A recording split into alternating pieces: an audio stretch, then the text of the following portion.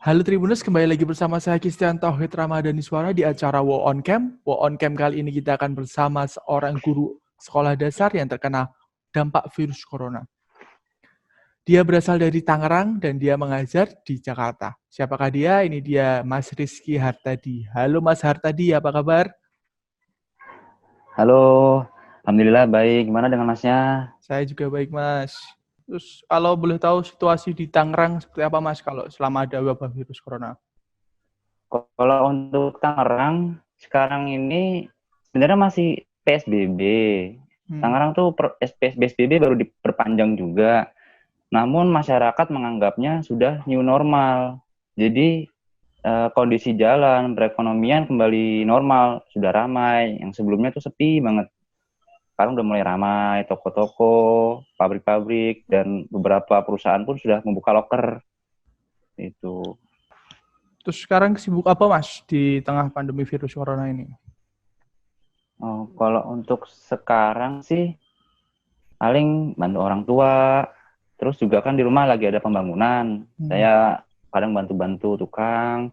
Terus kalau sebelum ini kan saya sudah selesai penilaian akhir tahun. Itu sebelumnya saya bikin materi, upload materi, terus bikin soal dan penilaian sama saya juga tergabung di komunitas relawan di Kota Tangerang. Itu. Kalau boleh tahu relawan apa Mas? Relawan nama komunitasnya Tangerang Bergerak. Hmm. Itu baru dibentuk itu bulan April kalau nggak salah. Dan itu pun dibentuk karena ada pandemi virus COVID-19 ini. Itu bergeraknya di bidang apa Mas? Oh, jadi Apa itu? komunitas ini sebenarnya itu di bawah naungan Pusat Pengaduan Kota Tangerang Hmm. atau disebutnya itu Tangerang Life Room. Hmm. Pembinanya pun dari sana. Ya, pembinanya itu membuat ini tuh tujuannya karena banyak sekali kejadian bansos-bansos yang salah sasaran. Nah, mungkin kan tenaga dari pemerintah pun kurang. Akhirnya mereka membuat komunitas ini namanya Tangerang Bergerak. Jadi bisa dikatakan kita di bawah naungan pemerintah kota juga karena bantuannya juga dari BNPB Hmm. itu. Dan kita sementara ini baru kemarin ada survei-survei, jadi ada yang dapat bantuan nggak, ada yang salah sasaran gitu. Terus kemarin juga baru penyemprotan di beberapa masjid dan ya rumah ibadah lah. Hmm.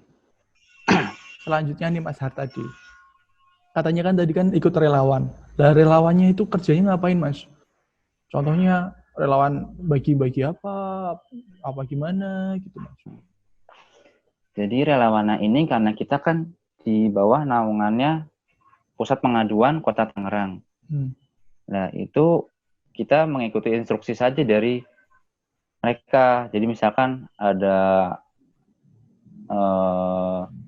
dari pihak pusat pelayanan pengaduannya itu bilang, coba ini ada orang telepon, alamatnya di sini, coba tolong dicek, disurvei, bener atau enggak mereka kesusahan atau ada masalah. Biasanya kan kayak di Tangerang kan masih ada yang putus sekolah gitu. Kita ngecek, bener enggak, gimana kondisi ekonominya keluarga itu. Kemudian kalau ada bencana alam gitu, kita disesuaikan. Misalkan orang ini punya keahlian di medis, dia seorang dokter atau seorang perawat atau apa, dia tergabung di komunitas Tangerang Bergerak, ya dia bisa membantu ke tim medis gitu. Tapi kalau yang mereka tidak punya skill di medis, mungkin mereka bisa ke peralatan, bisa membantu yang lain lah gitu. Jadi disesuaikan dengan bidangnya mereka juga gitu. Tapi kalau secara rincinya karena kita kan baru 2 bulan, bahkan kayak 2 bulan kurang ya. Jadi masih belum belum kelihatan gitu. Hmm.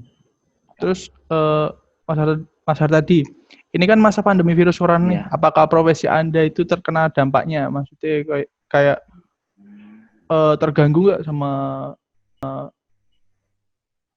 adanya Kalau virus corona?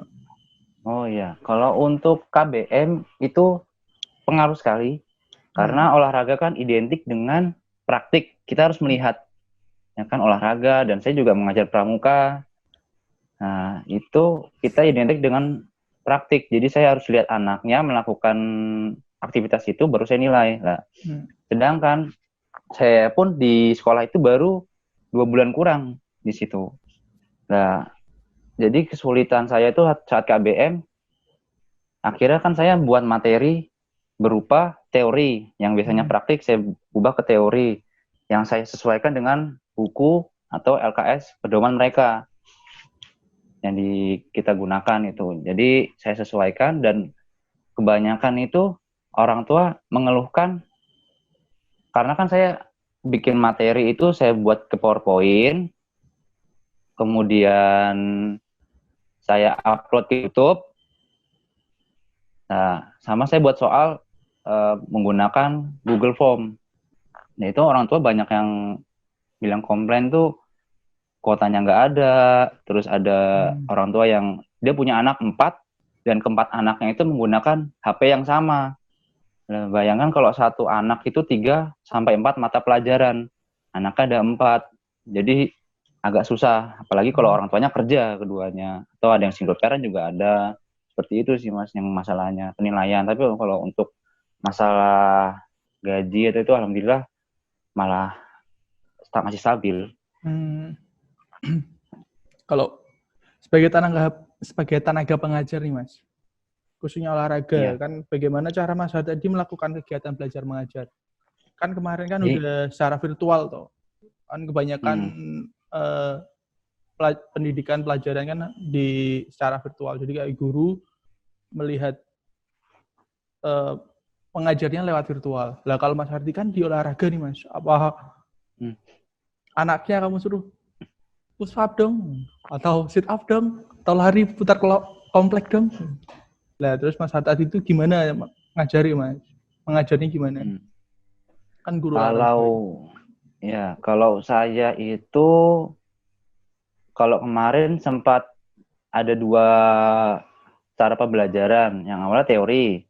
Teori saya pikir kurang efektif karena anak yang saya tahu orangnya itu rajin olahraga, dia pasif waktu bikin teori. Jadi kan orang yang rajin olahraga nilainya berkurang kan karena mereka nggak ngerjakan atau nilai secara ngerjakan soalnya kurang. Kira saya nih coba buat video olahraga kardio yang saya upload ke YouTube, dan itu pun ternyata malah lebih banyak lagi yang tidak mengirim. Jadi saya buat, orang tua suruh bikin laporan, difoto anaknya terus diupload ke Google Form, dikirim ke saya. Itu saya cek sedikit juga, 50% lebih orang tua yang tidak mengirimkan. Jadi saya kesulitan di situ. Seperti itu. Jadi itu orang tua Mas Hardi nyuruh anaknya push up lah contohnya, terus disuruh foto sama orang tuanya, terus dimasukin ke Google Form, baru dikirimin ke Mas Hardi gitu. Iya, nanti saya lihat, maksudnya saya tidak perlu sesuai gerakannya harus sempurna, enggak. Yang penting anak itu ada foto, ada gerakannya jelas gitu. Cuma enggak semua orang tua yang bisa, karena mungkin kan juga keterbatasan kuota. Saya kemarin dapat laporan juga ada orang tua bilang 1 hari 1 giga gitu. Kan apalagi kalau orang tuanya yang mereka jobless, nggak punya pekerjaan gitu. Iya, terus selanjutnya nih Mas, olahraga kan identik sama kontak fisik. Katanya kan Tangerang mau new normal nih. Iya. Terus kan kalau new normal itu kan cara mensiasatinya supaya kegiatan belajar mengajar tetap menerapkan protokol kesehatan gimana Mas? Apalagi kan Mas Hardi gurunya guru olahraga. Jadi kayak olahraga kan identiknya sama kontak fisik kok. Sepak bola lah contohnya. Masuk cedak-cedak, masa jangan deket-deket gitu. Nah, terus gimana Mas? Kalau contohnya secara pandangan Mas Hardi sendirilah. Kalau saya ya, karena di sekolah saya itu kita baru KBM normal masuk sekolah. Maksudnya kita belajar KBM di sekolah itu baru tahun depan. Tahun 2021, Januari 2021. Sedangkan untuk semester ini kita masih online. Kalau waktu itu sempat ada wacana dari kepala sekolah dan MGMP itu bahwa separuh-separuh. Jadi misalkan kapasitas di sekolah saya kan 30 anak. Jadi 15 anak belajar, yang lainnya di kelas. Terus habis itu 1 jam pertama selesai, jam keduanya ganti orang, pergantian. Setiap jam pelajaran ganti gitu. Cuma kalau saya lihat kurang efektif sih. Karena tetap kan olahraga akan ada namanya saling bersentuhan, saling berdekatan itu. Ya mungkin nanti tergantung dari MGMP juga. Ada masukan, ada solusi lain gitu. Karena anak-anak sudah pernah saya coba untuk kayak jogging kan kita bisa jalan atau jogging kan bisa jaga jarak. Itu pun juga kurang efisien gitu. Jadi mungkin nanti kita cari cara lain lah. Mungkin olahraga yang nggak perlu kontak fisik lah gitu ya Mas. Iya, kayaknya olahraga individu biasanya kan gitu, kayak badminton atau apa. Terus kalau terakhir nih Mas, harapan kedepannya di dunia pendidikan setelah adanya wabah virus corona, gimana Mas menurut Mas Hatta? Kalau harapannya sih, saya pertama sih pasti pemerintah dari kementerian ya. Kementerian itu kalau bisa selalu membuat kebijakan-kebijakan yang baru, tapi sesuai dengan kondisi. Maksudnya disesuaikan dengan kondisi yang ada. Kayak misalkan, oke, di Jakarta kan kita masih bisa lah untuk mengakses internet. Sedangkan yang di daerah pelosok itu bagaimana? Nah, akhirnya kita harus cari cara bikin kebijakan, tapi sesuai kondisi yang ada di Indonesia. Jangankan di pelosok di sekolah saya pun ya seperti itu, ada orang tua yang kuotanya terbatas dan sebagainya lah ya. Terus untuk guru kalau bisa standarnya diturunin dari standar normalnya. Misalkan sehari itu bisa 1 bab, 1 hari 1 bab atau seminggu 1 bab. Nah itu kalau bisa 2 hari baru 1 bab, 3 hari 1 bab, itu nggak usah terlalu cepat-cepat karena orang tua pun mereka juga terbatas untuk mengajar. Karena biasanya anak itu menganggap orang tua tuh teman. Gitu. Maksudnya mereka itu kayak kadang meremehkan gitu. Walaupun orang tua itu seorang profesor, seorang guru teladan, tapi ketika ketemu orang tuanya ngajar, anaknya cuek aja. Orang tua saya ngapain gitu. Saya gitu sih, kayak diremehkan, anggapnya teman. Itu. Jadi guru kalau bisa standarnya diturunin supaya orang tua tidak kesulitan mengajarkan anaknya dan cukuplah gurunya yang mengajarkan. Jadi orang tuanya juga nggak terlalu repot seperti itu.